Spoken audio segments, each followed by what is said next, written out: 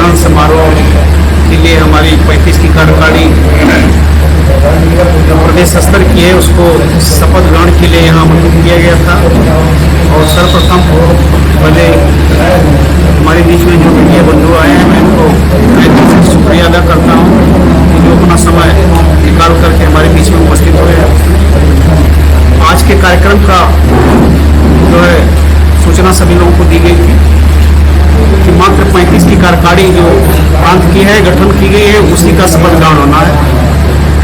वही 35 पदाधिकारी हमारे बीच में शपथ ग्रहण के लिए उपस्थित हुए हैं और सभी लोगों ने आप लोगों के समक्ष तथागत बुद्ध, भगवान बुद्ध बाबा साहब के चरणों का सुगंध खा करके श्रमिक समाज कल्याण संघ के संविधान की शपथ लेते हुए यह आश्वस्त किया कि हम संघ के संविधान के प्रति वफादारी के साथ संगठन की निष्ठा और लगन रखते हुए इसके प्रति कार्य करेंगे। और सभी लोगों ने शपथ पत्र भरकर भी दिया और शपथ भी लिया।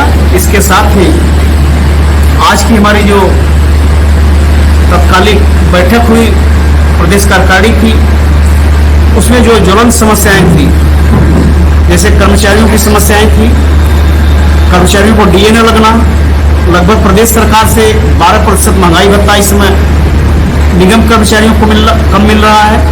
इसके अतिरिक्त 1000 से अधिक मृतक आश्रित लगभग 5 साल से भटक रहे हैं, उनके समायोजन की बात चर्चा की गई।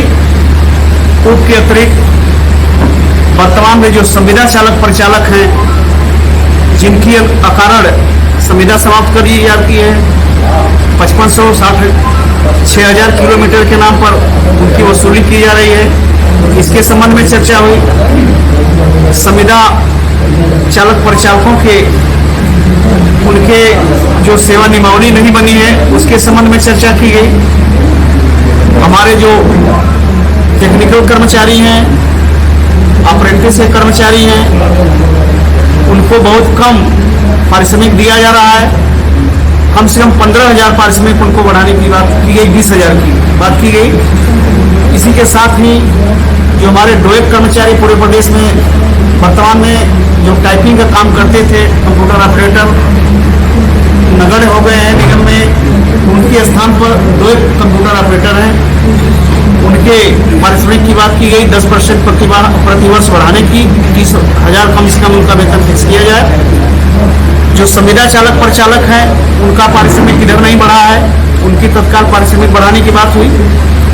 आपके जो सेवानिवृत्त कर्मचारी हैं, जो संविदा पर काम कर रहे हैं, उनके जो ग्रेड पे हैं, जिस ग्रेड पे के आधार पर रिटायर हुए हैं, उस ग्रेड पे के आधार पर उन्हें पारिश्रमिक दिया जाए, जिस प्रकार से अधिकारियों को ग्रेड पे के आधार पर उन्हें पारिश्रमिक दिया जा रहा है। हमारे यहाँ निगम में जो अधिकारी जैसे 5400 ग्रेड पे के आधार पर रिटायर हो रहा है, 54,000 दिया जा रहा है। 87,000 ग्रेड पे पर रिटायर हुआ था, 87,000 एसपी प्राप्त करने के बाद दिया जा रहा है।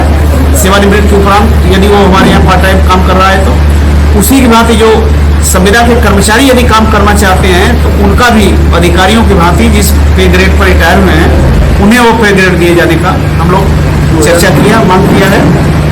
इसके साथ ही हमारी 11 सदस्यीय कार्य समिति का गठन करने की चर्चा की गई, जो भविष्य में किसी भी आपात स्थिति में कोई समस्या आती है या चुनाव के संबंध में कोई विसंगति होती है तो वो 11 सदस्यीय कमेटी एक निर्णय लेगी कि कौन चुनाव लड़ने लायक है, कौन चुनाव लड़ सकता है। इसके संबंध में चर्चा की गई और इसको रजिस्ट्रार से पास कराया जाएगा, इस पर चर्चा की गई।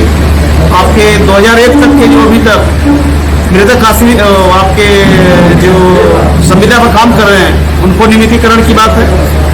अभी तक 2001 के लगभग हमारे पास संविदा और चालक परिचालक जो 547 के आसपास लिस्ट थी, 750 की लिस्ट बनी थी, जिसमें अधिकांशतः रिटायर हो चुके हैं।